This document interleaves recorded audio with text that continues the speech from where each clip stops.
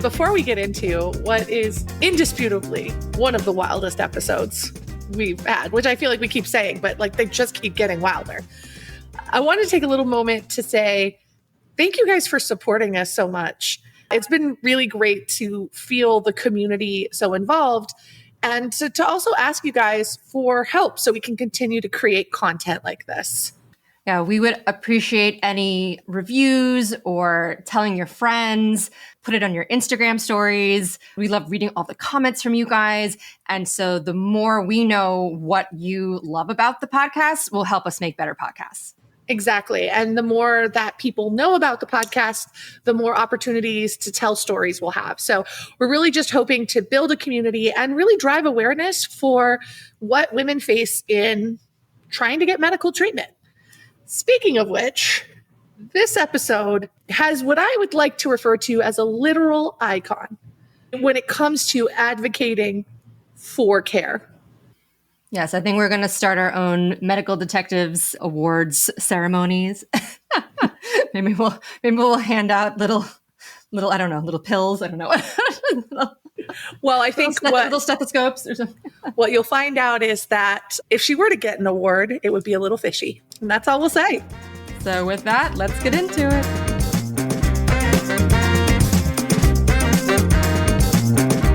Hi, Leah. Thank you so much for joining us today. Hi. Thanks for having me. This is exciting. I am super excited. Wednesday's my favorite day of the week now because I am a researcher. So every time after the episode, I get to go Google a bunch of stuff and it's like my favorite. Oh, so good luck to you. You will be Googling for quite a while. Oh, no. It's a good one. Yeah, I don't want to give things away, but I will say that I am on vacation and I had to do the most prep work ever for this episode. So congratulations, Leah. Thank you. Yes. Yeah. But I want to get started by asking you, what was the first thing that you noticed was wrong with your body? Okay. So growing up, I definitely had a more unique childhood, very different than the rest of my friends. So I was raised, I've always been a vegetarian. Still to this day, I've never had meat. My mom was a homeopath vegan. She was a Buddhist. So I was raised kind of just like really listening to my body. Oh my God, I'm sorry. My mom passed away, so it's okay that I'm saying this because she forged my documents because it was the 80s. They didn't really care that much. And would write like, so you have to have like your vaccines and stuff for elementary school. And she was like, no, you're not doing that. I would make up this doctor and she would write his name was Joel Potash. And that was my doctor growing up. So I know. That's bananas. So I never went to a doctor, but I was never really sick. So I never really had a need to go to a doctor. Like I never had any broken bones and I didn't even have the chicken pox, never had a flu, never had the strep throat. And then when I turned 18, I wanted to go to college and I needed to get an MMR. And she was like, well, you're not going to college. And I was like, well, that's not real life. And I'm 18. So her mom, she had Parkinson's. So she snuck me into her doctor. And her doctor was like, so you've never been to the doctor? And I was like, no. And she was like, okay, so you need like 17,000 shots. And I was like, what's tetanus? So that's kind of my background, is where I also didn't have anybody that had any medical degree looking at me ever. I'm trying to process it was that your mom invented your doctor.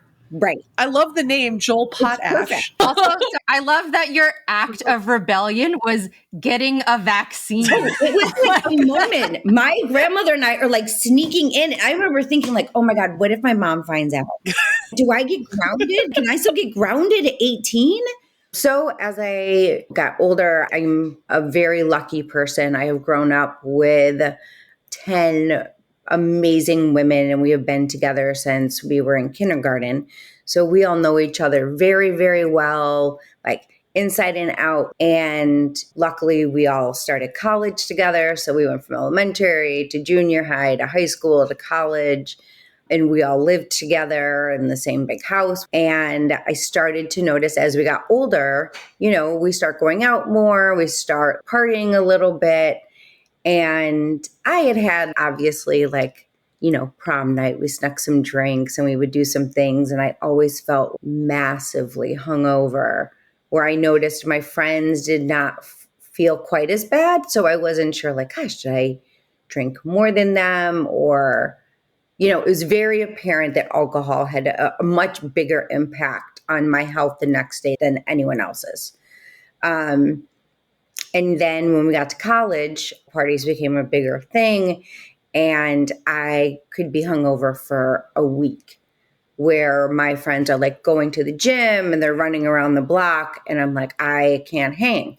So I'm a lightweight, I don't know. And I did occasionally smoke cigarettes, and only a few of us did that. So I thought maybe, because I would only smoke when I drank, so I thought maybe the combination of both of them is just clearly making me feel worse. And I know that both of those are not great for your body. I've been a homeopath. I was raised a strict vegetarian. We didn't eat fast food. So I was aware of what I was putting into my body wasn't great. So I didn't expect to feel amazing. But there was a clear divide of how I felt and then how everyone else felt the next day.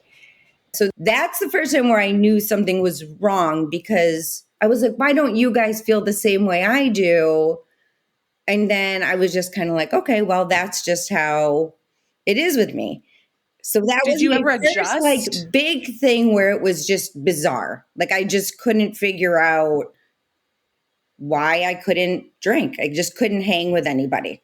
I mean, I still tried. Don't worry. I gave it a good college try, pun intended.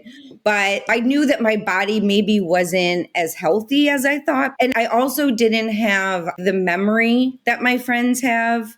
So they would say, hey, do you remember this? And I'm like, yeah. And I would give a fact about a statement. And they're like, no, that's not how that happened. And I was like, well, that's weird. But my mom was I just called it ditzy. So I was like, okay, well, maybe I just don't have a good memory. And my dad would be like, yeah, you and your mom have a bad memory and a bad sense of direction.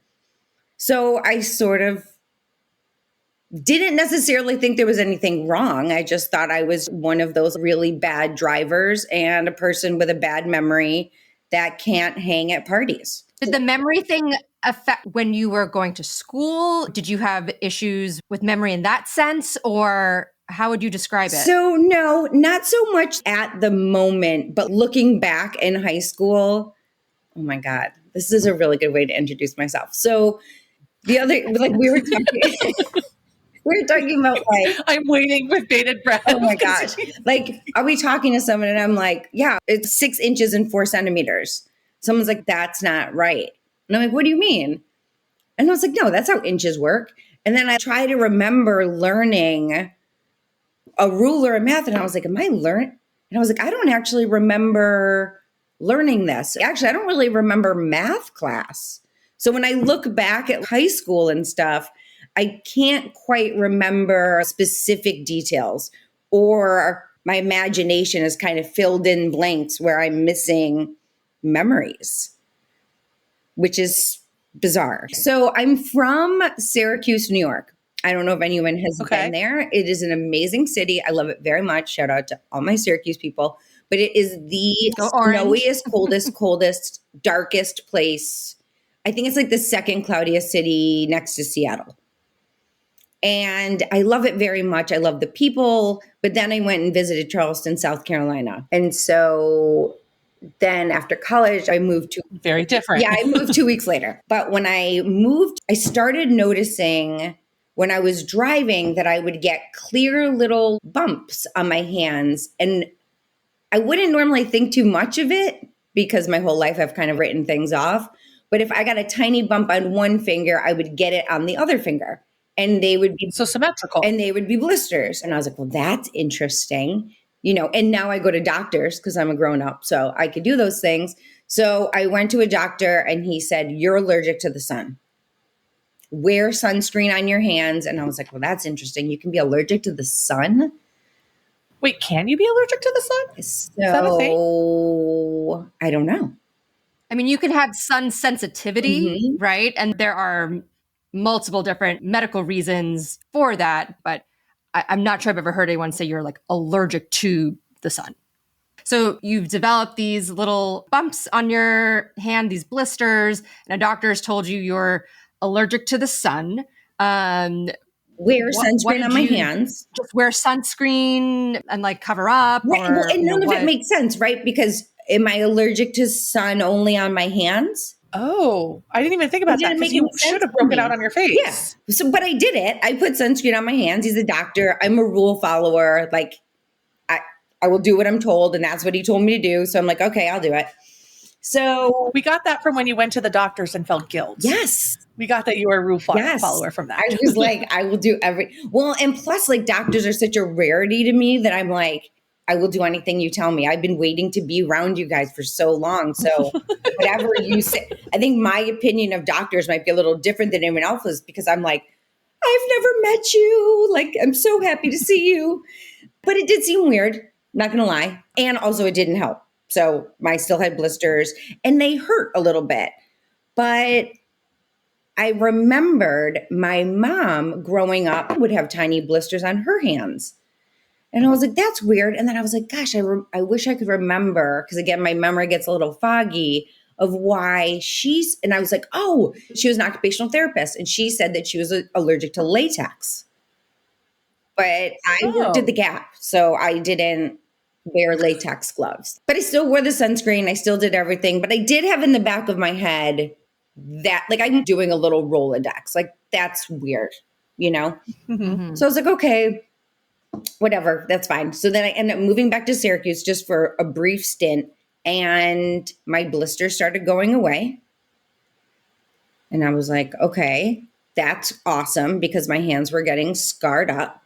I live in Syracuse for a little while. Everything is fine. Then I moved to Charleston. Bam, blisters back on my hands, on my face. And I'm like, oh my God, I am allergic to the sun because Syracuse is cloudy. Mm-hmm. So I was never in the sun. That has to be true. That doctor's a genius, and I'm glad I listened to him. So sunscreen. But I still would get blisters even with the sunscreen. And so that was kind of annoying because my skin started to get pretty bad because the blisters would hurt and then they would pop on their own. When I say pop on their own, I mean I would pick at them and it would hurt, you know? So. And it was on your face now at this point, or just your hands? So face and hands. Okay. And it wasn't debilitating. It wasn't like embarrassed, I guess, but I couldn't do anything about it. So it was just kind of like, let's move on. This is just how my face and my hands are. Mm-hmm. You know, it is what it is.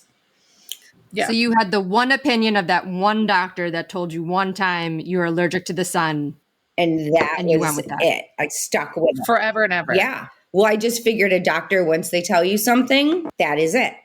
So I'm in Charleston, South Carolina, and I just moved here. So I moved here when I was like 30, and I'm meeting new people. If you guys been to Charleston, I'm like going out more. This is like such a fun city.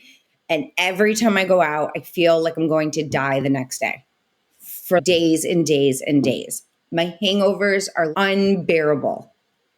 So I'm like, I suck at drinking. That's just what it is. I suck at it. Did you ever think it was like, oh, I'm just older now? No, it was the same how I felt when I was 18 to 22. So I would smoke when I would drink. And then I was like, I can't recover. Like, I just can't. Yeah. And no matter how much water I drink, I can't.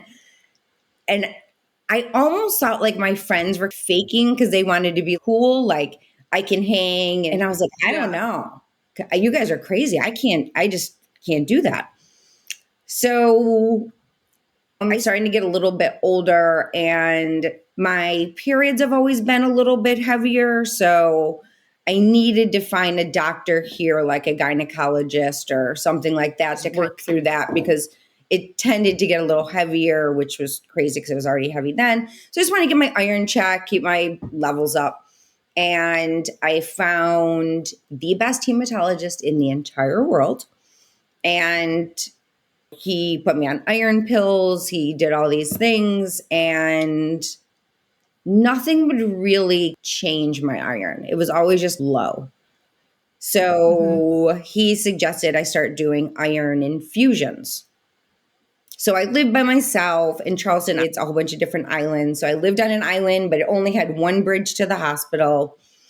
And I went to the hospital. I got my first iron infusion, and I was with this guy at the time, and he drove me to get they do like a preliminary iron infusion with Benadryl, make sure you feel fine. We'd already been through that. I was fine. So we did it a second time. I was fine. We're driving over a bridge, and all of a sudden I felt like my feet were on fire. I mean, it was so terrible. And I'm trying to explain to this guy when we're driving, I'm like, my feet really hurt. I got to roll down the window. Something bad's happening. And it's happening very, very, very, very quick. I can't feel my hands. I can't feel my feet. All of a sudden I felt like I can't breathe. And I was like, you have to turn around. And we're on a bridge. So he had to turn around on a bridge going the other way. And I was like, I'm not going to make it. So he's calling 911. We're about a mile from the hospital. Like, we're going to make it to the hospital faster than an ambulance can't even get to me. So we turned around, rushed me in, and I'm sort of in I guess like a shock. I can't move. I'm kind of stuck. Everything feels like I'm on fire. And I walked in and they're like, oh, she's just going to have to wait. And he was like, no. She can't talk. She is like dying, blah, blah, blah. So I think they gave me a shot, and I came to, and I was like, what is happening? And they were like, you're allergic to iron. And I was like, I'm allergic to the sun and to iron. Well, that's weird because I had been taking iron pills. I have iron in my body. And but I was like, okay, so I'm allergic to iron. Well, how am I going to get my iron levels back if I can't take iron now? In my head, I'm going shenanigans. Right. I see Erin's brain going. What's happening in the brain, Erin?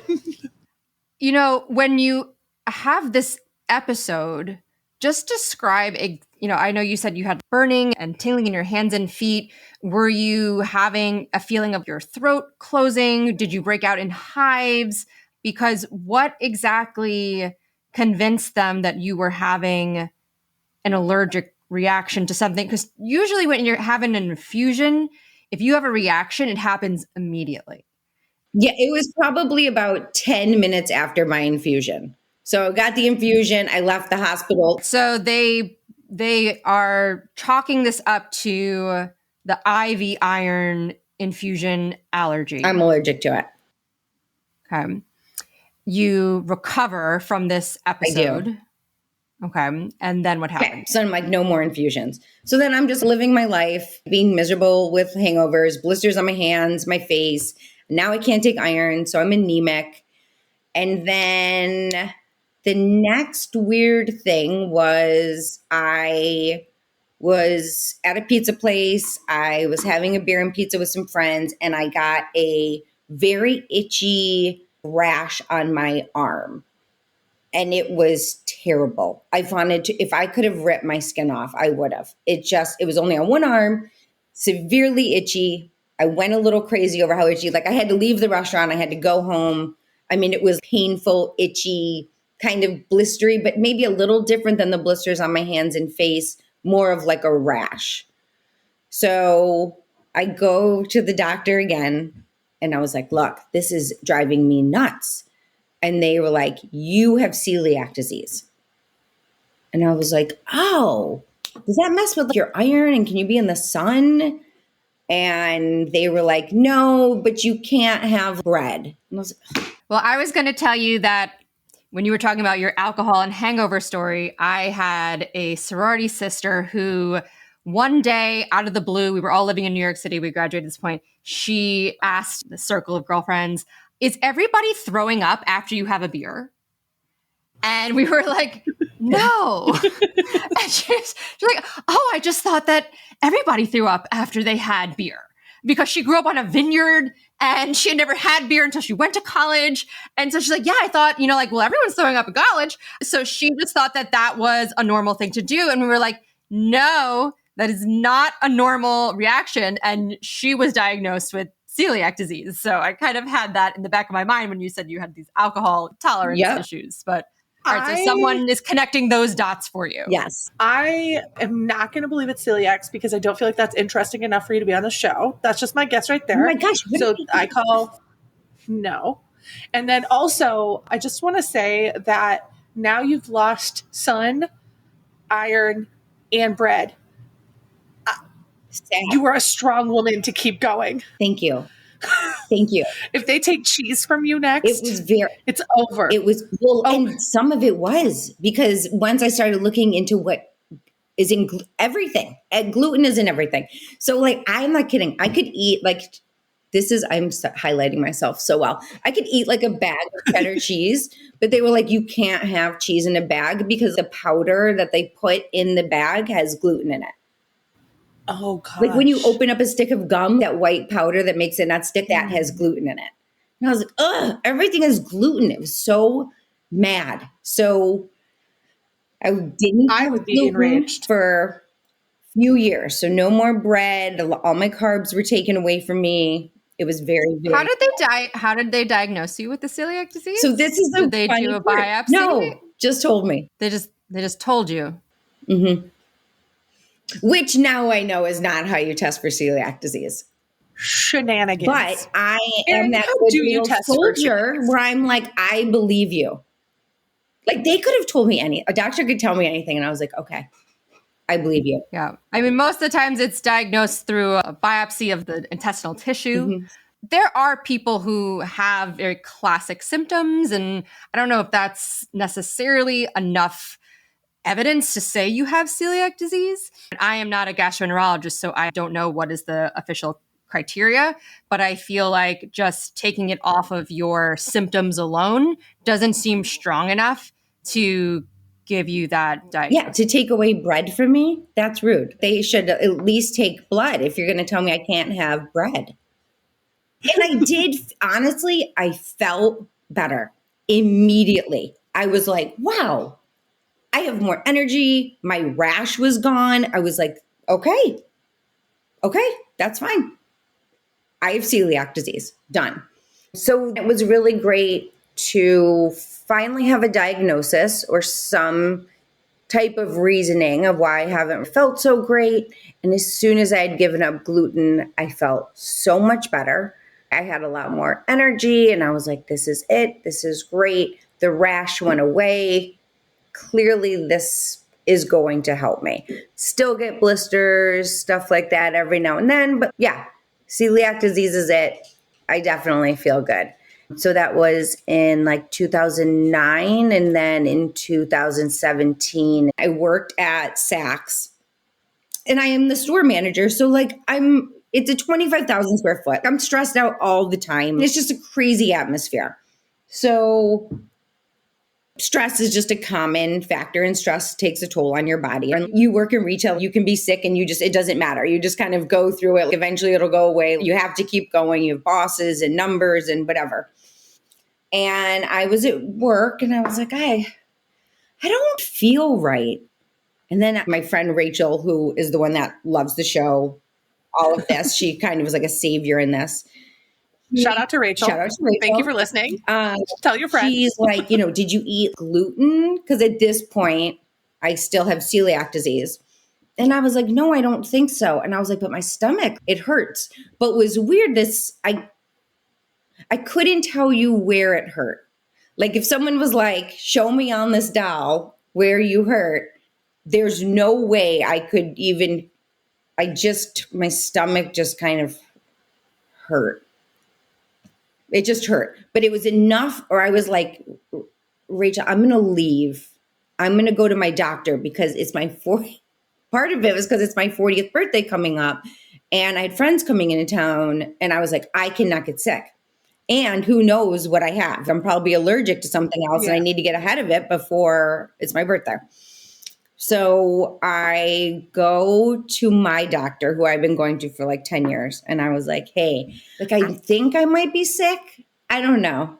But there's something maybe wrong with my stomach, but I don't know. And she was like, well, is it upset? And I was like, no. And she was like, well, what does it feel like? And I was like, I don't know. And she's like, was it stabbing? And I was like, I don't think so. And she's like, well, okay. So she's like pushing on my stomach and she's like, does it hurt? And I was like, not really. But I think there's something really wrong with my stomach. And she was like, well, I'll put a test in for pancreatitis, but your body temperature is 98.6. Like, you seem perfectly healthy. And I was like, so what you're saying, because obviously doctors tell me the truth. So what you're saying is I can go celebrate my birthday because I'm fine. And she was like, that's exactly what I'm saying to you, Leah. Go have fun. So I go home and it was just kind of nagging at me.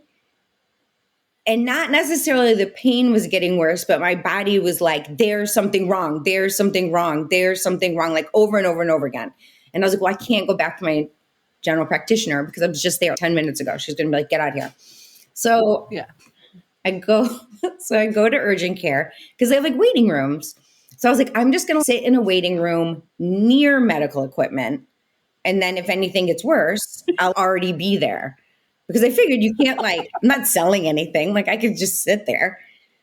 And so I do. I'm sorry, but that's hilarious. The thought you're like, I won't get a second opinion. I'll just sit there in case maybe I do need one. Yes. But if I don't, I'm just going to hang out here and watch whatever soap opera is on the TV. Totally did. Like, I got dressed up and I watched TV and I was like, maybe I'll meet a cute doctor. You never know. So I mean, yeah, okay, that could happen. Yeah. That would be the best end of this episode ever. Yeah, so they don't like it when you just like hang out. I think it kind of makes people uneasy. And I'm very unassuming. I'm like, I think it's called loitering. I think it's called loitering.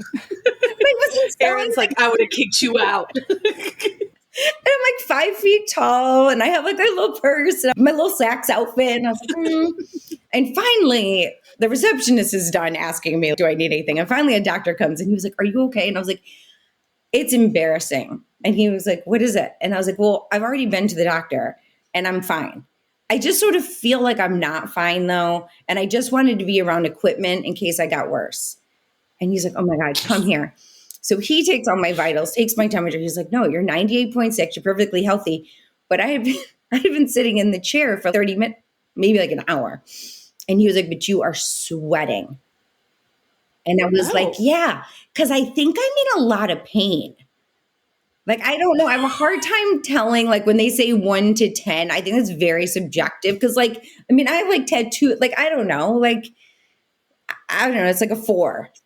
I learned about something just this week, actually, that might help you with this, is that people can perceive pain greater based on their fear of that pain. Oh. So, like, tell me if I'm wrong, Erin, but in recovery and oftentimes in surgical proceedings where there is pain, people who have a higher fear of that will feel the pain more. So a little bit similar, we've done some research on, in my field, if you educate a post-op person about this is what you may feel, this is normal, these are the types of therapies or medicines that can help with that, they end up taking like no medication because they understand like, okay, yeah, there is some pain.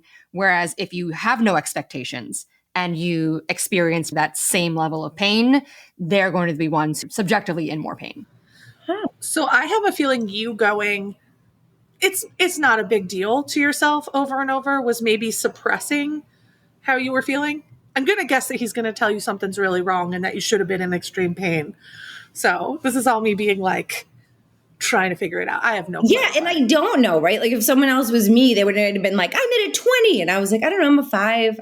Because I don't know. I guess I think those are really good points. I think it is subjective and I just don't know. But I mean, it was enough where I was sitting in a hospital stalking them. So I feel like maybe it was. And there is a medical term of impending doom.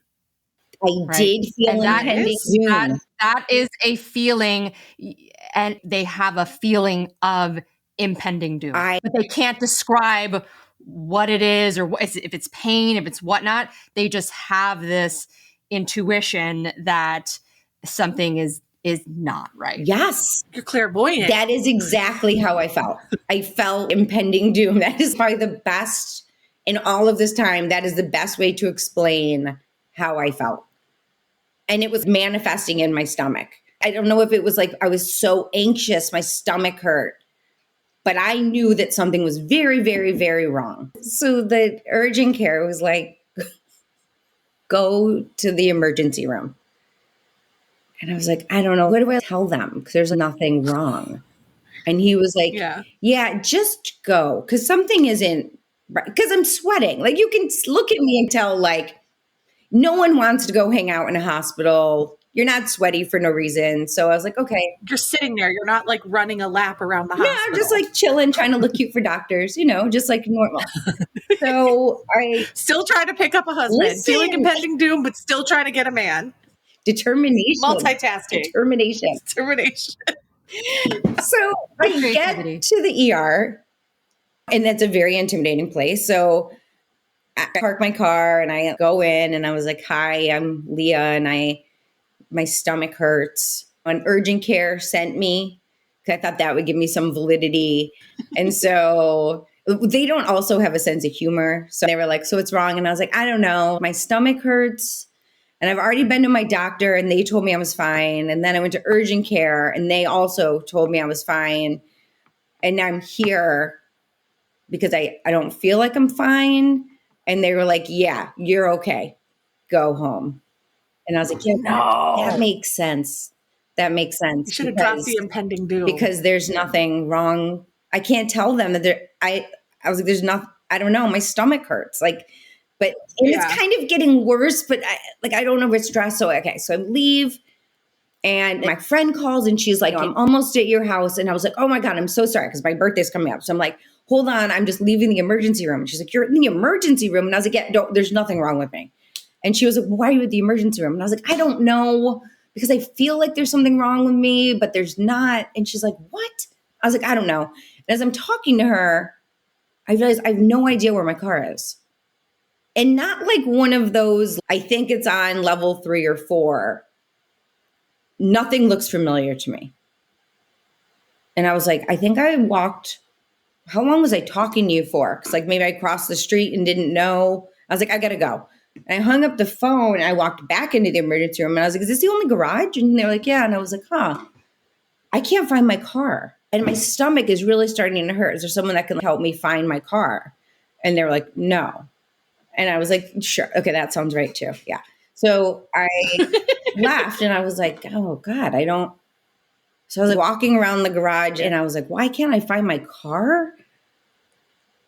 And it probably took me 30, 40 minutes to find my car that was parked right in front of the door.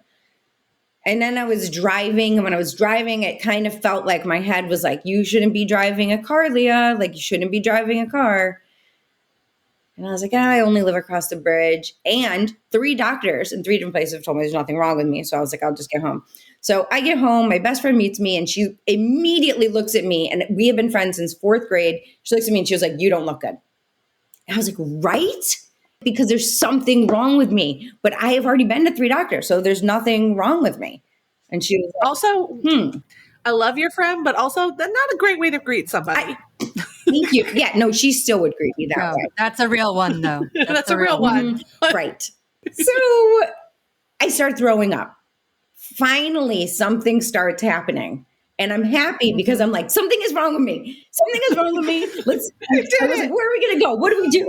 She was like, let's go back to the urgent care. And I was like, yeah, but I am not in my right mind.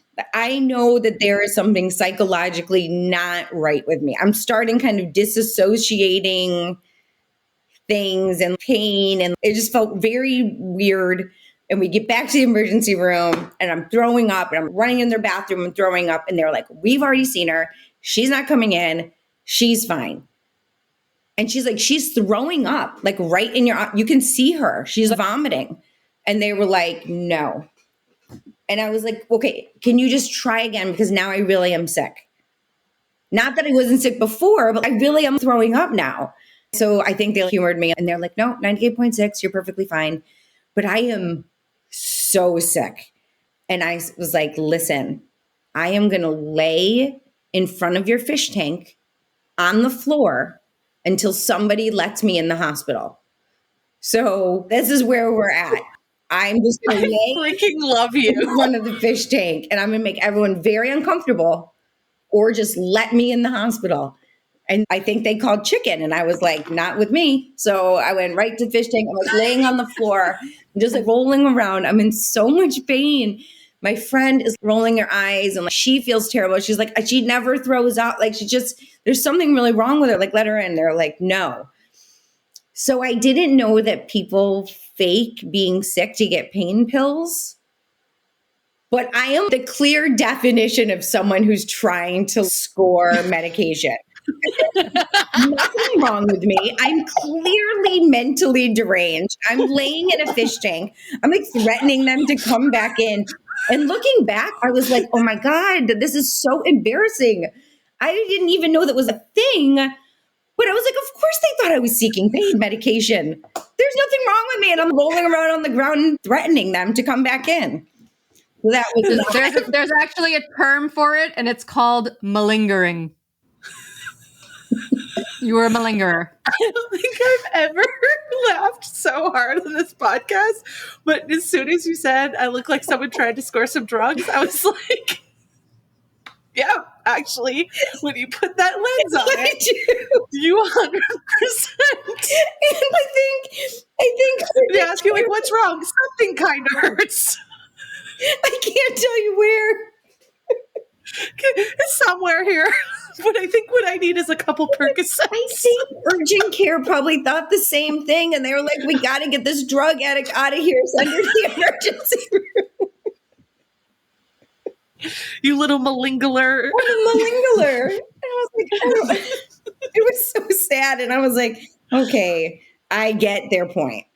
Also, I am dying, so I don't care. So I was like, I don't know what to do. So finally, a doctor came and got me off the floor out of the fish tank, and they put me in a chair and they rolled me in. And I was like, I'm not going anywhere. There's something, I'm really sick. For real. There's something really wrong. So my friend Laura goes into like patient advocate, like she is getting in this hospital, whether you like it or not, let her in. So finally, they take blood, take urine. I'm in a bed. I'm so happy. And they're like, what is your pain level? And by this point, it's like a 30 on a scale from 1 to 10, which does not help my drug seeking cause, by the way. So I was like, it's 100. Like the faces of anger, I'm like past the angry face. Like, I was look at this face. And I'm the face of anger. Yeah, this one isn't on there. And I was throwing up in a bag.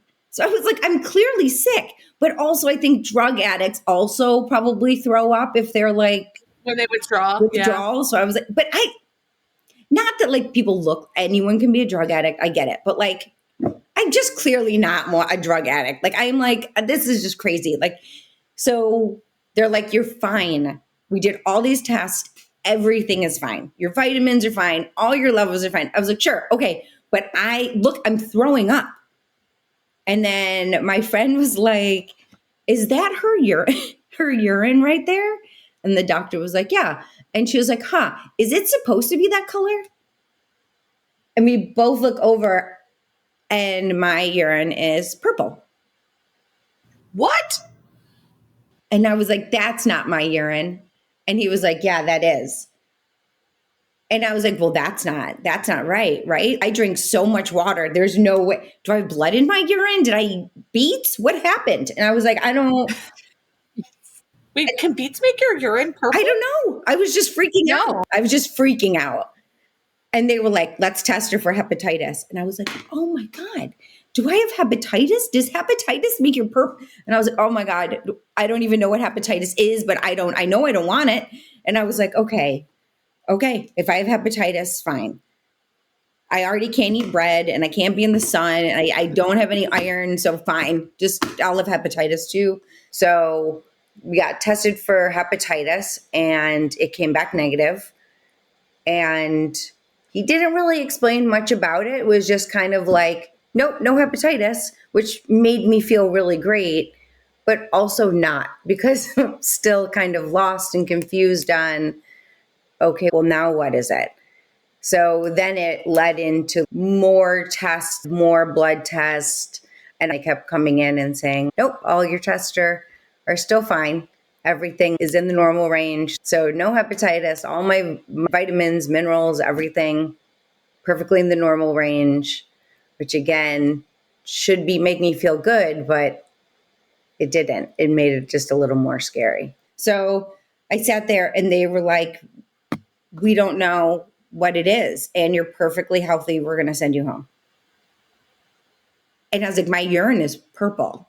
I'm not going home. You have to admit me. And they were like, no, we're sending you home. And I was like, I'm telling you right now, you called chicken with the fish tank thing. I will keep admitting myself into this hospital until you check me in. I am very sick. So finally, I convinced somebody to check me in, and I immediately go downhill very, very quickly. I am throwing up all the time. The pain is now at like a 20.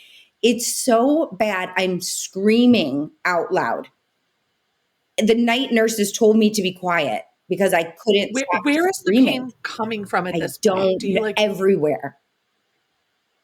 Everything just kind of hurt. It was kind of impending doom, but my body did physically hurt, and it hurt everywhere. I was kind of delirious. I knew I wasn't right in the head. It was bonkers, but it was extremely painful. But again, I couldn't, mostly my stomach, but I couldn't pinpoint exactly where. And I thought maybe it was my back. I didn't know. They're doing x-rays, everything. They had to tell me to stop screaming. It was terrible. So the next I hate to day, laugh, but you sound annoying as a patient, right. but also like I feel for you, because you look at one side, you see the nurses, you see someone sweating who has a normal temperature, who claims to be in pain. Again, does kind of look like maybe could be withdrawal, because these are, from what I've seen on TV, all things that people who are addicted to something experience coming off of the medication. But at the same time, that's not it. Right. So there's no. I guarantee you they ran a tox screen. Oh, they did. Yeah, there's like no first Oh, drugs. they in did? there. Okay. I didn't know they had I run that. guarantee. We're You've been past, clear. I'm not a drug That's test addict. number one. But they Test do. number Okay. one. All of my tests are coming back perfectly fine. Like my blood is, I'm 98.6. So you're still 100% okay. Like the healthiest blood work. person that's sick. And mind you, I worked that morning. I went to work. I left because I didn't feel great. Went to my doctor, went to urgent care. I've been to the emergency room 3 times. So this has been the weirdest day. And it's a very fast transition from not feeling somewhat okay to like dying in a hospital. So And it's your birthday. right. So my birthday's in Right? like 3 days. And it's my Yes. 40th. So I'm like, oh my God, I'm never going to be able to celebrate my birthday. So the next day, I'm still there. So Rachel, again, love her at the Shout out show. to Rachel. She comes to visit me at the hospital because she's like, what is going on? And I was like, it's not gluten. I don't think I have celiac disease. And the doctor comes in when Rachel is there and was like, we think Oh, that God. she is constipated. So, I mean, you guys have now known me for like 35 minutes. Clearly, I'm not a shy person. And at work, we talk about everything. And Rachel straight up was like, she is not constipated. She took a poop at 12 o'clock yesterday. We were at work. I know. And I was like, yes. You are killing me. You are That's killing true. me. Yeah. Yeah, we share Girlhood. everything with each other. So I was like, this is amazing. It's not constipation. And then he's like, well, we think you're a hypochondriac.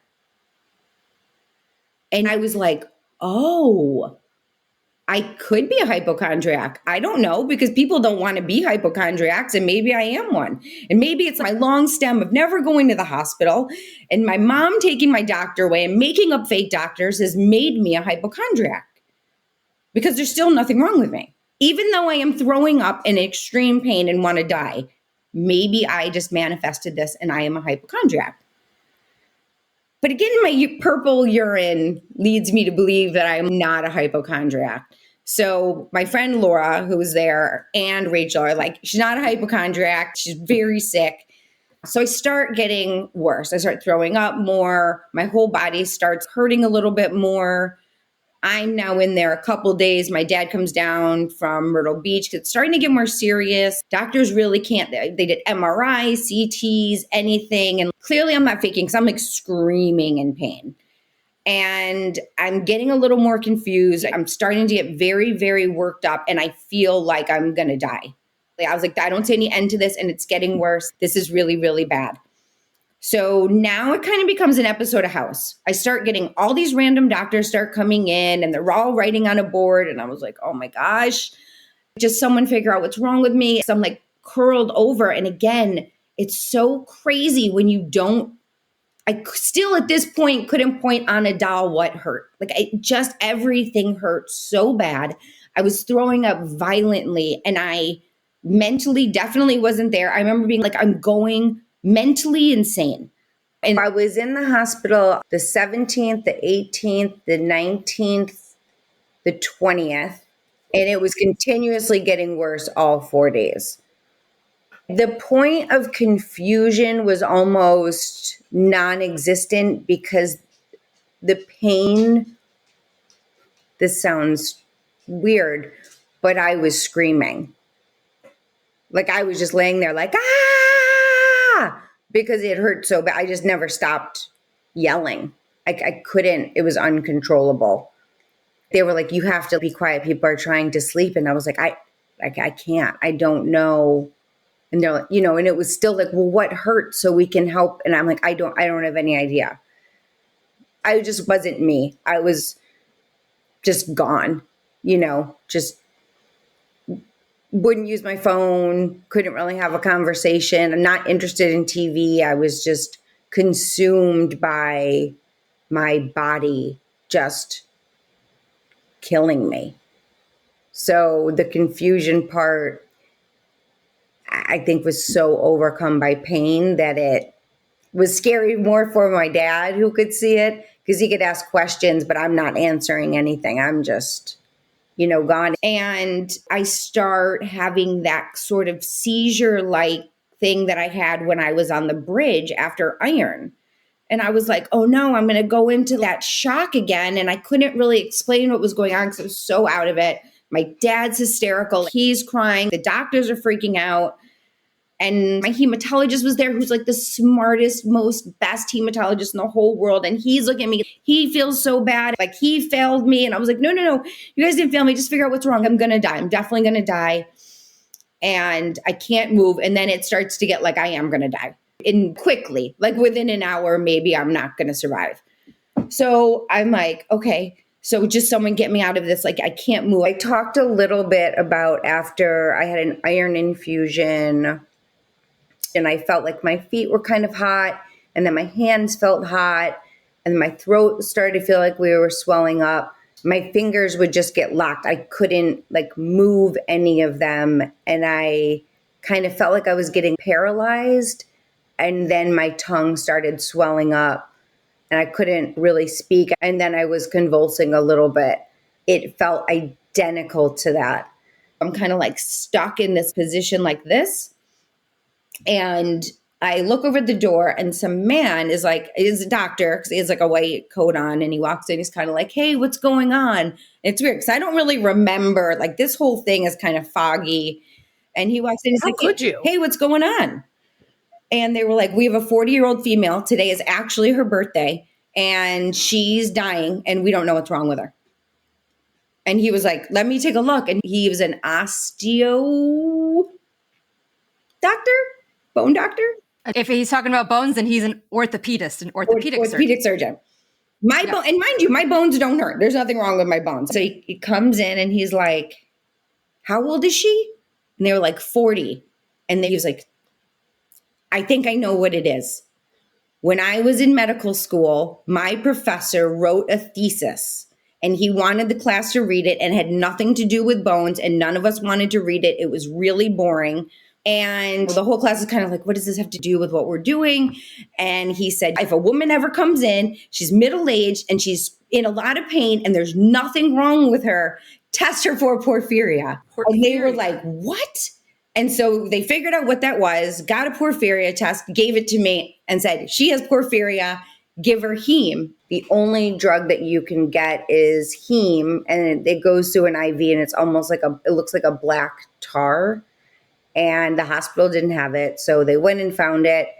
So I didn't know it, like I knew I had porphyria, but I didn't quite understand what it meant. A lot of doctors were confused. I remember a lot of people Googling, trying to figure out what it was. The doctors that did know, I hate to use the word excited, but they were excited. Like one, because I wasn't going to die now, but two, also they have a porphyria patient. They get to learn, they get to ask me questions. They really get to expand their knowledge on this disease.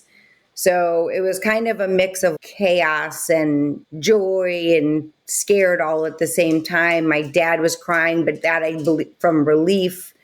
I just remember thinking, I'm not too sure how I feel because anything I've been told, like, not really allergic to the sun, I'm really allergic to iron. I don't have celiac disease. So at this point, I'm like, I don't know. I wanted to be happy, but I wasn't going to be happy until I knew for sure that it was. So they did find the heme in a nearby hospital, and they did give me a port. And then as soon as they started to inject the heme, it made me very, very ill. I was violently throwing up, but I could tell my body was feeling different. And I didn't know if it was better different, but I would have taken anything than how I was feeling right then. So they did it in little sections. So I had heme, and then I had a glucose IV, and then you have heme, and my brain started to get some clarity. Like I didn't quite know what day it was, but I knew to ask what day it was, which was sad because they were like, it's your birthday. I was like, oh, great. And I started to come to. So then I was like, okay, I'm very thankful.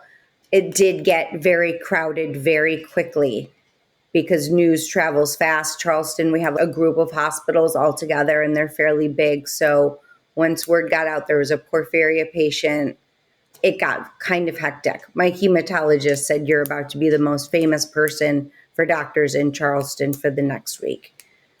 So I was like, oh, okay. I don't know what that means, but like I'm alive. And I felt good, like really good immediately. You know, my body was sore. I was going through a lot, but I felt like myself. And then I realized, whoa, I was very confused. I definitely was very out of it. I guess it was just one of those things. I was so out of it. I didn't even know how out of it I was till I was back, you know, and then just seeing my dad so happy and seeing my doctor so happy, I was like, okay, I trust this situation. This feels right. I feel okay. Okay, I have porphyria. Now, what in the world is this? So, you know, once being told I have porphyria, clearly I have no idea what this is. My dad has no idea what this is. Doctors are very scientific, and this is a very scientific illness with blood. It's a lot of like your sequences and things don't match up, and you know, one parent has to have one thing and another, and I was like, oh my gosh, I don't, what's going on? So essentially what happens is there is a mess up in my genetic sequence, and when something triggers it, the heme from hemoglobin carries oxygen. And so what will happen is my oxygen is not being carried and delivered the right way throughout my body. So when there's less oxygen, this is where the confusing part is if I'm having a minor attack, you know, sometimes it's my brain's not getting enough oxygen. So all of a sudden I'm losing my keys, I'm losing my phone. Things will just get a little confusing to me. Sometimes my stomach will hurt and it's like, okay, not enough oxygen's getting to my liver, my pancreas. So essentially just the easy way to think about it is all of your organs need oxygen. And when they don't have oxygen, they don't work properly. So it's kind of like a bag of fun of what organ isn't going to work when you have an attack. But the one when I was 40 are way more severe where it's your whole body. So, I mean, from what I know is I was like an hour away from dying. And this guy saved my life. And his doctor, who made him read the thing on porphyria. I want to give a shout out to that orthopedic surgeon because we get a lot of flack for being meatheads. Yeah. But we are very smart. Yes. Usually.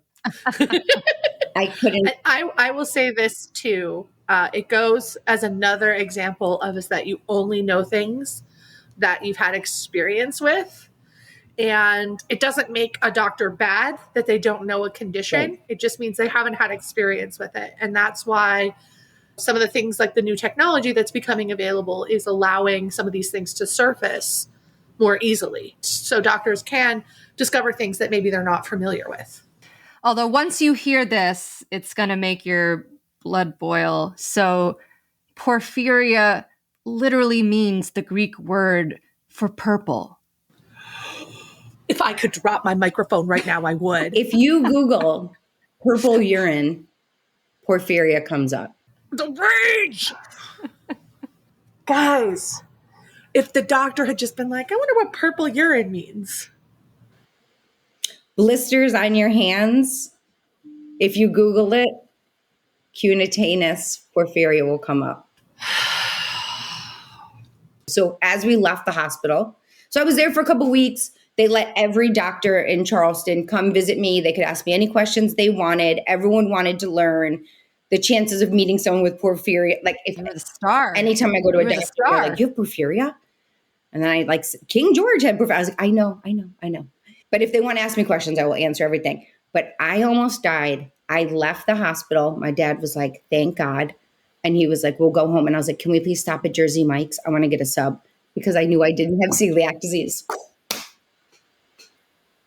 You get that bread. You get that bread, girl. Not even a regular. I was like, I want the big boy. I want the whole thing. I'm ready. I literally, before going home, in the hospital for 2 weeks, and I was like, can you just take me to Jersey Mike's real quick? That'd be great. If this isn't an ad for Jersey Mike's, I don't know what is. Oh my gosh, that's amazing. So I ended up going to a specialist, Herbert Bombowski, who's a world-renowned porphyria specialist. He definitely sounds like a specialist in porphyria. I mean, yeah, he has that name alone. He clearly knows some things. Listen, and he's like 90. And so I got very nervous when I met him because I was like, how many doctors are there? And I was like, you're not going to retire, right? But he is a world specialist. So looked me over, told me I have variegate and AIP porphyria, which causes blisters on your hands, blisters on your face, memory loss, like kind of like deliriousness. You can't have alcohol, no pain medication, stuff like that. And it's hereditary. So I have no relatives on my mom's side left. They had all passed away, and some of them, no one knew why. But my mom, being a homeopath, didn't drink, didn't smoke, wasn't stressed, didn't go to doctors. So she only had the blisters, and they're very small because we're from Syracuse. So it's not sunny. It only started, did I see the blisters, because I moved to the South. So I necessarily probably wouldn't have even put them together if I hadn't moved here. So apparently there's a bunch of things that can trigger porphyria. The main culprits are hormones. Alcohol is one of them. So my younger self was not a lightweight. She just had porphyria. Smoking, drinking are no-nos. I generally have to stay away from cleansers, bleach will trigger it. So I have to stay away from that. I mean, no birth control pills, stuff like that. And then celiac disease. Like, why did I feel better if I don't have celiac disease? One, I think in general, people can have gluten intolerance. And I think a break from gluten can make you feel better initially. But I felt better because no beer. So I wasn't drinking, like I wouldn't come home and have a beer from work anymore. It just wasn't that important and I couldn't do it. So it really kind of kept down those attacks and all those minor things that I was feeling immediately because I didn't have any of the alcohol triggers that I was having before. Are you allergic to sun? Is that actually a thing? Yes. Or is it like... Yep. So sun is an issue. I think maybe I don't know how. I'll help you Yeah. out. So to give everybody a little background on what porphyria is we'll work backwards and think of everyone knows we have red blood cells in our body, right? They carry the oxygen, but there is a very specific molecule that delivers that oxygen, which is called hemoglobin. Hemoglobin is made up of heme and globin. Heme is made in your liver and in your bone marrow. And in order to create that heme, which is, it's called rings, porphyrin rings, and in the middle has iron, the atom. Okay. In order to create, it's kind of like a Lego tower. You have to go through all of these called enzyme reactions. And enzymes are kind of like a spark plug that makes a biochemical reaction happen. In porphyria, you are genetically missing one of the enzymes. The enzymes don't exist because your genetic code has an error in it. So what it does is, if you think of the I Love Lucy episode where they're eating the chocolates, well, now they're not keeping up. And so all the chocolates keep piling up. That's all of the precursors to heme keep piling up. And those are toxic to your body. So the pain and confusion are actually caused by toxicity, not lack of oxygen, although that is a common misconception. And so the triggers for this can be sunlight, the alcohol exposure, stress. These are all triggers that cause the heme overproduction. And then there's too much incorrect heme, which is literally toxic to the body. And that's part of what causes the madness. So King George, if you think of, if anyone watched Queen Charlotte, Bridgerton, he was going mad, right? And again, it's a theory. It has never been confirmed, but that is one of the theories, that he was mad because he had porphyria. He had this neurotoxicity buildup of heme protein. And also a very fun fact is that Dracula and vampires were based on people who had porphyria because they could not come out in the sunlight because of the reactions. And they had the dark urine. And so they thought they had dark urine because they were drinking blood. It is called the vampire disease. You're a vampire princess? Yes. She's Buffy. So they found out, and it's amazing. And I have the best hematologist. I love him. He will Google everything. But he is a very busy man, so he did just give me a new doctor. And I was like, well, does he know about porphyria? And he was like, no one does. But he promised to Google everything with you. So me and doctors sit and we Google. There is a porphyria app where you can type in a medication and it will tell you if you can have it or not, because also you can't have medication. So I had to have a hysterectomy to control my iron because those fluctuations were causing me to have an attack. I'm not allergic to iron, so that's crazy. It was just, that was basically stimulating the bad heme. The dramatic up and down of too much iron backup. was just crashing me and then just kept putting me into attacks.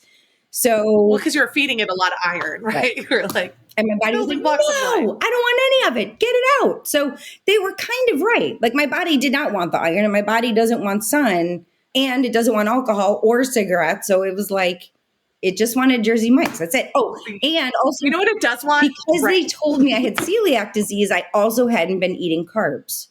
And if you have an attack, you have to eat carbs and glucose. So glucose and carbs, from what I understood in the most layman terms that the porphyria specialist, who's like such an academic, could explain to me, is it helps bind your blood and your sequence back together. So when I go into a doctor, they give me a glucose IV. After I had my hysterectomy, they handed me like croissants. When I see my hematologist, he'll give me like donuts, which it's not a bad gig. I mean, my scale is a little mad at me, but I'm like a cute old lady that has candies in my bag. Because if I feel like I'm going to have an attack, I get So I am a fairy vampire that carries candy at all times. I know. I was just saying, you are the jackpot woman. Yeah. But so yeah, the celiac disease really kind of hurt me because I gave up carbs, which was saving my life. And also now doctors still don't save your life. believe me, which is very difficult. So I get it. Like I heard it was rare, but I didn't really believe how rare it was until I have it in my chart. So I go to a doctor who can see I have it in my chart and still won't believe me. It was insane to me, but I was diagnosed with pneumonia and my doctor was sending me home and I was like, no, I'm having a porphyria attack. And he was kind of like, I don't think so. We're going to send you home. And I was like, no. You have to call an ambulance. I'm having, and he's like, I don't know. So I talked to my hematologist and I was like, listen, Dr. Klinsky, what am I going to do? How do I convince people that I have this disease? And he was like, after this visit, this was tricky because I had to call him to say, hey, can you vouch for me? And I told him, you can never retire because you're my voucher. I just have to say, can you call my doctor so he can, even though it's in my chart and I have it in there from multiple people. So a few years ago, they sent me to a geneticist. He's amazing. And even when I met him, he was like, okay, so we're here to test you for porphyria. And I was like, yeah, I guess I need 17 people to tell me that I have it. So it's in my chart until someone believes me. But I'm getting nervous because someone's not going to take it seriously and give me something I'm not allowed to have. And he was like, okay, it's not very common, but yeah, we'll go ahead and test you. And 4 days later, and he was a very serious man, very nice. And he called me in. He said, got your results, come in. And I was like, maybe I don't have porphyria because so many doctors are doubting this. And I was like, I don't know. And I got in and he is smiling. And I was like, okay, so I don't have porphyria? And he was like, look, I know it's inappropriate for me to be smiling, but you have porphyria. And I was like, yeah, I know. And he was like, I can't believe it. I literally can't believe it. And he geeks out, pulls up his charts of genetic sequences and walking through this is exactly how we know. This is exactly how we know it's variegate. This is how we know it's AIP. You have porphyria. And I was like, yeah, I know. Can you put it in writing or make me a plaque or I love tattoos. Do I need to put it on my forehead? I can post Malone it. What do I do? And then he asked me a lot of questions how do I feel? How do I deal with this? I mean, doctors geek out because they can actually ask somebody questions. And then he was like, do you have any relatives that we could fly here and we will pay you and they can stay here for a week just so we could study them because it's hereditary? And I was like, no, they're all dead. He's like, oh, that's a shame. But I think he was like, it's a shame that I don't get to test any more people. Again, so nice, but it's just so rare that people geek out over it. And every time I go to a doctor, they're like, oh, did you know King George? And I was like, yes, I do know. And then I'm worried that they're going to think I am the Mad Hatter because it always is connected to King George going crazy or Van Gogh, who was locked up in a mental institution. And I was like, oh gosh, this is not a cute look for me. But even with the geneticists, the world-renowned porphyria doctor, and my hematologist, I still have to make sure they understand that I really have porphyria. And then once they find out, a lot of people come to visit. They really, especially when I get a heme infusion, oh my gosh, every nurse will come in because if it ever happens again, they're not going to know what to do. And it looks like black tar. So they're geeking out over what they're putting in my body. And at first I was like, this is a little uncomfortable because you're injecting it in my body right now. Maybe give me a minute to kind of come to peace with this. But it makes me happy how happy they are because everyone likes to learn, so it does feel good to kind of help people, but people don't believe it. So I think I don't think it's because they don't believe it, but I think it's because they don't understand what that entails, right? Yeah. So if I hear a doctor say you're perfectly fine, I immediately go to the emergency room. But it's only happened twice. I have small attacks, but I control it with candy and bread. So that's fine. No offense, but I'm jealous that my medical treatment isn't candy and bread. That is the best part of it. In terms of treatments, that's kind of great. Yeah. Can make candy bar sandwiches. It's a little thing I invented. Wait, really? You eat a candy bar sandwich? It sounds both intriguing and gross, but I'm sure it's good. After 40 minutes, that can't surprise you guys.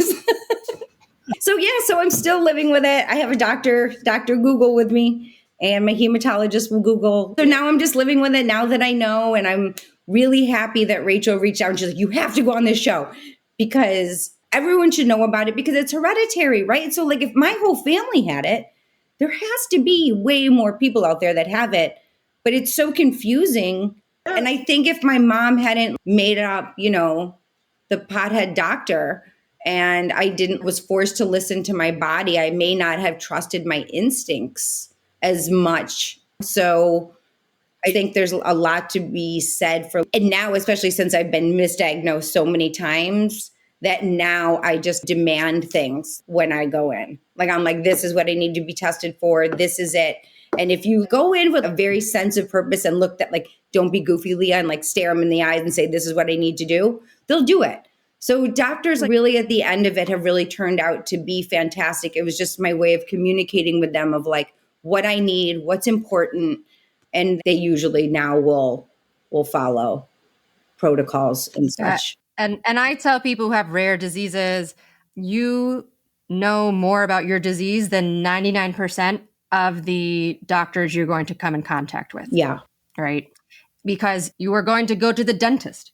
You are going to have physical therapy at some point, right? And it's very important that you take ownership of that power and that expertise, and you work with them in partnership to get you what you need. Yeah. Because in the end, they are still the gatekeepers to the care. Right. And you have to work with them. But it doesn't help if they don't know what porphyria is. Porphyria is a disease of the liver. So that's where all of the drugs are metabolized. So pretty much any medication you take is going to have some sort of, effect.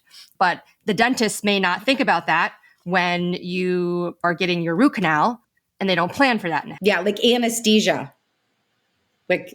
And all of my doctors know each other. So they will all have a conference call now, having that family of doctors that care and understand and don't look at me like I'm crazy when I go in, and I'm like, something hurts. And they're like, let's Google it. Is it porphyria or is it menopause? We don't know. It's like a fun game. This was an insane story in more ways than one. As I said, I had to do a lot of work to prepare for this episode, but I'm so glad that I did. Because I learned, it was as if I was going back to organic chemistry class. And, it's that technical and detailed of an issue. And so I certainly don't blame those original physicians for not thinking porphyria. But it proves the point that the reason why we can't just be so hyper specialized is because if I never heard that story about porphyria, how am I going to help you, even though I'm a, OBGYN? And the fact that orthopedic surgeon thought about that saved your life. Saved my life. It was amazing. This was incredible. Thank you. Thank you guys. Seriously, thank you. I know I'm goofy and silly, but after almost dying a couple times, like the things that are important, now. And if one person listens to this and it helps them, because I have been there, and just know you're not crazy. Like, you can be crazy in the fun way, but if you feel like you're real crazy, you're not. Like, just be your own advocate. Find yourself a Rachel, find yourself a Laura, find yourself a Dr. Kalinsky. Find yourself a fish tank. Find yourself a fish tank. Own it.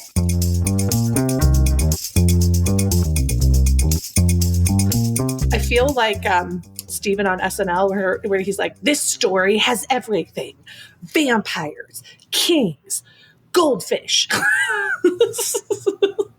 It really does, though. This was a wild ride. And I think the one thing that stuck out most to me, and I know we've talked about advocating for yourself before, but the pure determination she had to literally, recognize that she was looking crazy, but still refusing to that from getting in her way, right? Like she was going to stay in front of that fish tank. She was going to get the care she needed. And the sad reality is that sometimes that's what you have to do to get treatment, is you have to be and feel a little freaking crazy.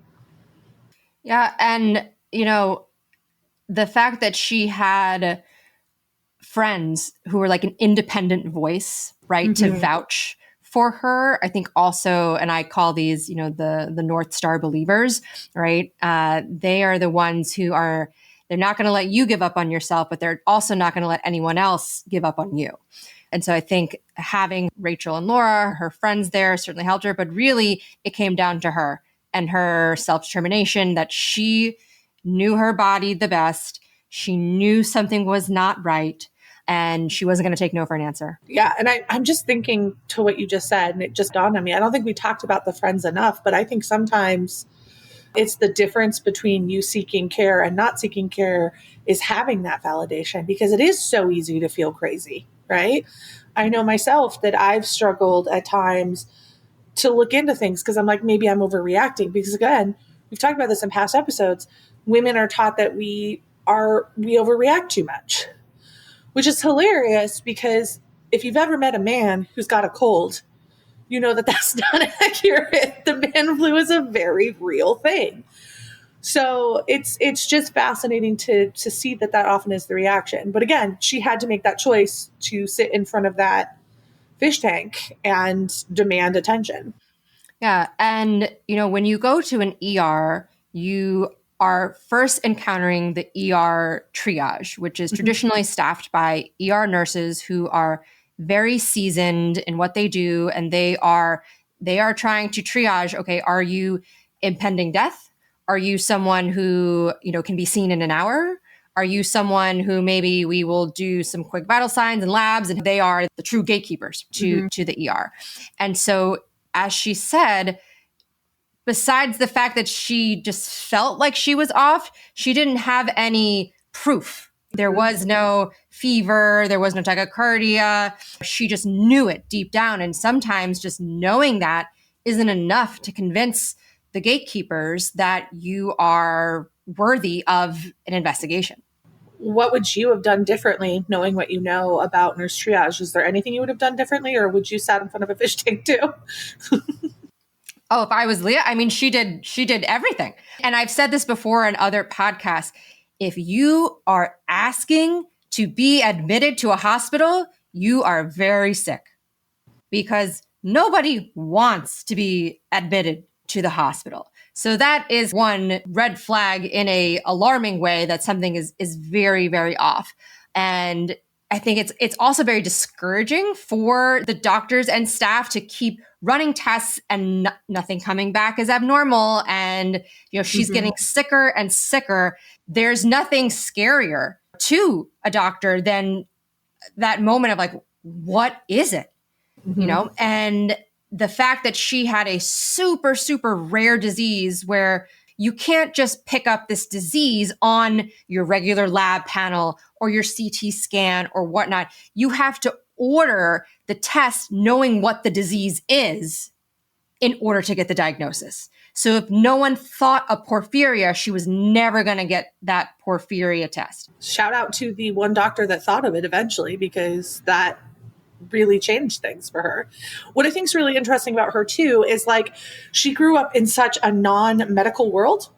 And I think it's interesting because in a way that made her more connected to her body, because she was raised kind of treating how her body felt versus maybe other people who would be more traditionally looking at their health by like their temperature or like traditional signs, right? So it honestly, we joked about that a lot, but it might have made her a stronger advocate because she was so in touch with her body. Yeah. And it's just a reminder that we are the experts in our body. And I was glad I could give her some words of that phrase, impending doom, because it's probably something she has struggled for a while to describe to people. Mm-hmm. But it is a well-known kind of feeling. And I think, again, anything that we can do we're trying to provide these proof points, right? To say like, yes, we really do have something. When you keep going to the doctor and they tell you, oh, it's just anxiety, or, oh, it's too much stress. We're always looking for those proof points to be like, no, it's not the bread, right? Like, it's not the sun. And sometimes because we think, oh, well, just because someone said it who has a degree, we think, okay, well, that is what it is. But listen, 5% of all Americans are misdiagnosed every year. That's 12 million people. So it's happening a lot. And I would also say this, that doctors are imperfect people. Doctors have bad days. Doctors make mistakes. Doctors miss things. And I think we need to acknowledge that at times they're going to get things wrong. Not intentionally, not on purpose, but that's just being human. So if you don't feel like something's working for you, if your problems aren't resolved, it's okay to question those things. But I would also say it's not a good approach to also be like, all medicine is bad because you had one negative experience, right? I think we think a lot, especially around medicine, in absolutes. And the reality is it's kind of a gray subject matter. People are doing the best with the information they have, which is always going to be limited because nobody is all knowing. And I think Leah's a great example of that, where she had obviously this terrifying moment of almost dying due to a misdiagnosis.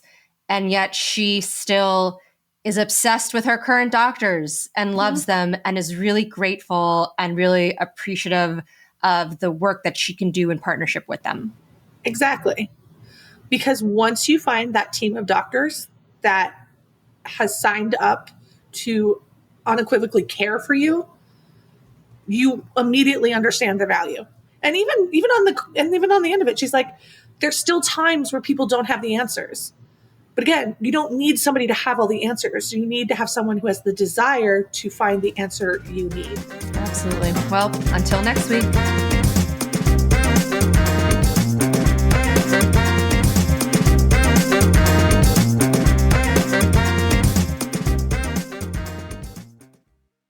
The Medical Detectives is a Soft Skills media production produced by Molly Biscar, sound designed by Shane Drouse. If you have a medical story you'd like to see featured on The Medical Detectives, please email it to stories@themedicaldetectivespodcast.com.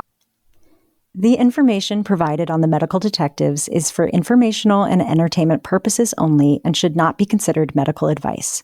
While we may feature licensed medical professionals, including doctors, we are not your personal doctors, and no doctor-patient relationship is established by listening to this podcast or interacting with our content. All discussions are general in nature and may not apply to your specific health situation.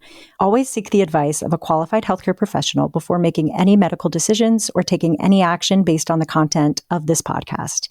Never disregard professional medical advice or delay seeking treatment because of something you have heard on this show. If you are experiencing a medical emergency, please contact emergency services immediately or consult a qualified healthcare provider.